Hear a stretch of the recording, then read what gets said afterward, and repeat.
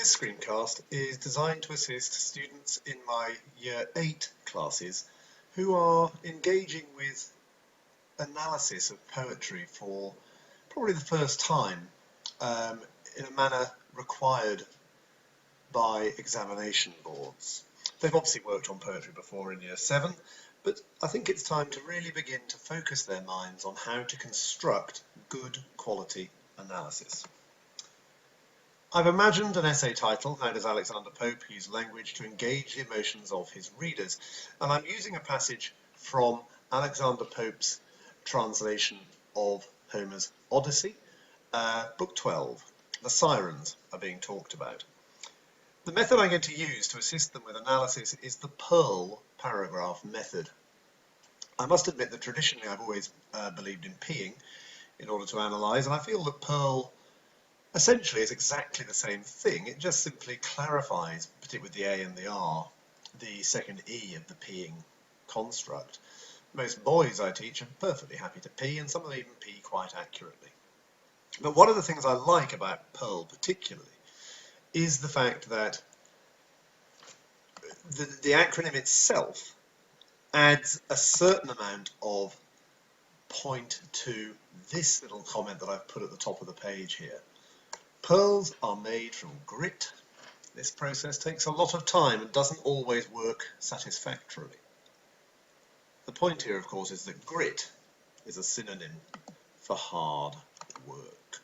And I think this is therefore adds a layer to the idea of the Pearl paragraph. We've got to keep trying. Something beautiful will emerge, may not be at once. So the P, the point, we're going to write what, if I was really grand and I was talking to you all when you're in Year 13, I would call a thesis statement.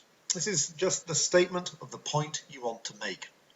You're going to provide evidence in the form of a quotation to justify this statement. So, for example, my thesis statement, Pope wants to show the sirens are not only beautiful but enchanting, but also are violent and cruel killers. There we go, a clear thesis. I'm going to provide evidence now in the hope that I support that point. Pope uses the word rapting to show how the sailors are caught by the sirens singing with no chance of escape. Now, what I've done here is absolutely already zoomed into the single word that I wanted to use. I don't need to quote the whole line, just the single word I want to use. And I'm now going to analyse it by commenting on, well, the vocabulary used, but also just to begin to deliver more detail. Pope has chosen this specific word because of its double connotations of rapture and of being the prey of a raptor. Those of you that have seen Jurassic Park will know what I'm talking about. Both words share the same root, and since a raptor is predatory by nature, the sirens are shown as cruel and violent killers. Let's have a look at that in a little bit more detail. So Pope has chosen the specific word because of its double connotations of rapture and of being the prey of a raptor. If we look at that, I've zoomed right into that word and I'm beginning to discuss the connotation, the things that are implied by the word, the ideas that are suggested by the use of that word. Moving on, I will then begin to discuss the word, in this case rather technically, I admit, but what I'm trying to do here is to show that I understand why that word has been chosen. Moving on again, I'm linking to the point, the original point of the statement, remember my thesis statement, because I'm trying to establish here meaning and understanding of the word in the context of trying to engage the emotions and so on of the readers. I finish off, I hope, by QED, quod erat demonstrandum, to use the Latin. Since the raptor is predatory by nature, the sirens are shown as cruel and violent killers. And that, I think, does actually pretty nicely sum up the use of the word raptor in the line in the passage. You'll find the passage, incidentally, added to the list of documents in the blog, if you're reading this post there. So I wonder what the audience's response might be to this. They might recognise the threat of the sirens. They might begin to feel the fear that Odysseus and his men might have, sensing the cruelty perhaps, even imagining the appearance of the sirens. If they're raptors, they might have got this little image in their mind of those slightly manic little dinosaurs from Jurassic Park. But if I put the paragraph together, and you can pause to let it read, and you can look at it and make notes, you're going to have to link this, if this is an essay, to another paragraph. I'd like you to think how you might do that. Pause now and have a think. When you're ready to go on, I will take you to the next paragraph that I might write in this essay. So pause now, and when you're ready, play on. Here's another passage, and one of my students here has highlighted in red the passage I want. They sit amidst a mead, and round about it runs a hedge or wall of dead men's bones. Now, there's a lot I could say about the structure of these lines. If I was working with students higher up the school in Year 8, I'd certainly want to look at the heavy monosyllables of dead men's bones at the beginning there of the third line. But what I've decided to do, because this is Year 8, is actually just try and engage with the idea of enjambment, the idea that we aren't having to stop our thought process at the end of every line. So my point would be the poet uses enjambment to deliver the shocking truth about the sirens to the reader.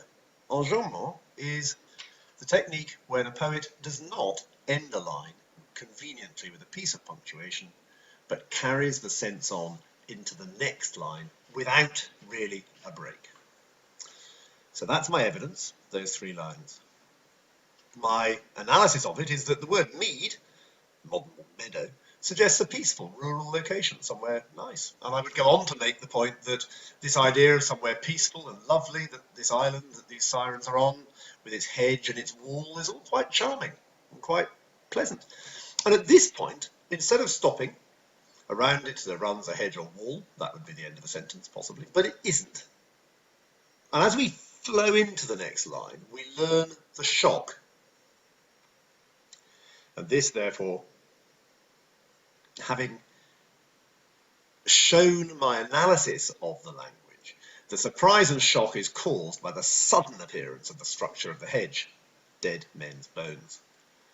And I would go on to say, to relate it back, that the enjambment encourages the reader to relax as the lines flow one into another. The flow is brought to a sudden and shocking halt by the revelation of the bones. Now, it is entirely up to you how you choose to phrase things, but the idea here again is making a thesis point, providing evidence, providing analysis of key language. In this case, slightly more complicated, looking at 3 words or phrases, 2 words and a phrase, the hedge, the wall, the mead, and then the dead men's bones, and beginning to link it to a technical technique, that of enjambment. My R in the paragraph will take me back up to the question, and then I would link in some way to another point immediately following this. 2 pearl paragraphs, or per paragraphs, I suppose. The L's are up to you. And I hope, if you listen to this, look at the writing, look at the passage, that you will all clearly begin to understand how we structure analysis when we're writing for what, for you, in Year 8, will become ICGSE English Literature. So here's the message. Don't forget your pearls, girls. Boys, worth remembering, other forms of analysis are available. And if you're happy peeing, like the little cherub in the picture, please feel free to carry on doing so in your mind. Just make sure that whenever you do pee, you are peeing with accuracy, depth, so that we really are getting analysis and we really are relating back to the original question. I hope this helps. Thanks for listening.